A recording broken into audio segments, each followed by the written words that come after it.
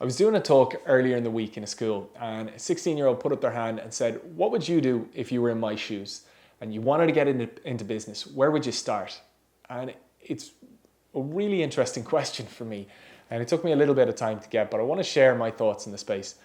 If I was 16, I would take complete advantage of what being 16 should be like. You're living at home, maybe got a bit of pocket money, you haven't got any major outgoings. And that's a huge liberty. That's a huge opportunity as well, because whatever it is that you do with yourself, entrepreneurially, let's say, you don't need huge money from it.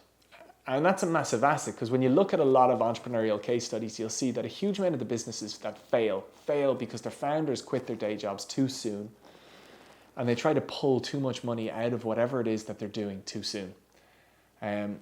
Businesses have a natural life cycle, and at the very start, they need as much money in them as possible.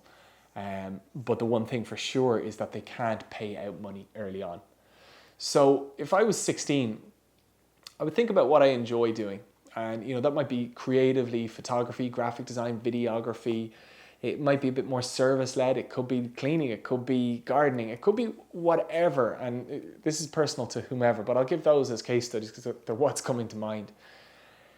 If I was 16, I'd start honing in on whatever it is that I like. If I'm a graphic designer, I'll start doing my own graphic design. I'll share my journey of honing in on my craft and refining my skill set out on social media. I'll let people in to the journey. I'll let people see obviously how bad I am at the start, how much better I'm getting all along the way, the little tips that I learn, the little hacks that make me that little bit better. And if somebody comes to me, which they eventually will if you're broadcasting out all that you're doing in a space. If somebody comes to me and says, "Hey, I'd love you to do this, how much?" I'd say, look, I'd actually just love the opportunity to show off, to build a bit of experience. And so I'd use whatever opportunities come my way to, one, build a bit of a relationship with that person that's given me an opportunity, but two, to show myself off at a greater level or in a different space. And I'd do that and I'd feature that out on social media, and I'd continue doing that. And when, to be completely honest, it's getting ridiculous and I'm doing a really good service, I'd charge, but I'd only charge a marginal fee, again, thinking I'm 16 or 17. Because again, I want to build experience. The more work I get, the more experience I'll have. But also as well, the better network I'll build and the bigger reputation I'll build for myself. So if I'm thinking about that, those are all huge assets that are building up.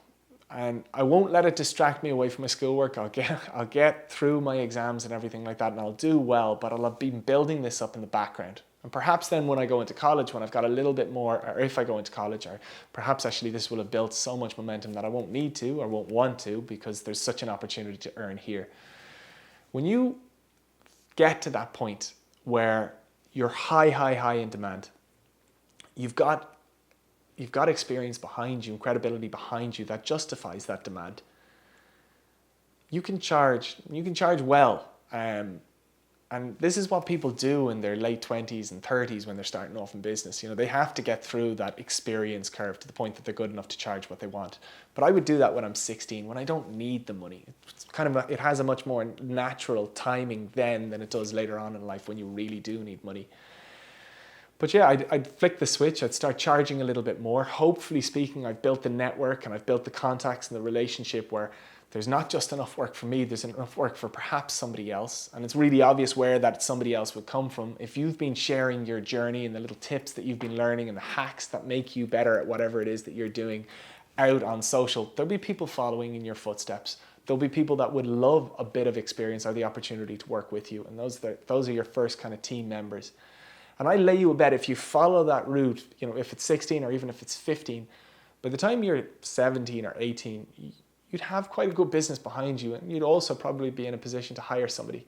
So I never would think that you're too young. I always think that the mistake I made was that I turned down too many opportunities because I thought I was too young. And I'm massively inspired by all these young entrepreneurs that are really kicking ass. So you're never too young to start. But as I said, I know I play a bit of a long game. I think a big mistake that young entrepreneurs make is that they charge too much too soon. And what they're really after is opportunity to show off and build experience. And so I'd recognize that. I wouldn't charge too much. I'd build up that experience. I'd build up those contacts. And then over time, I build my pricing up and build my pricing up in direct correlation to the service that I can deliver on. And as I said, after a year or 2 or 3, you'll have a hell of a business behind you.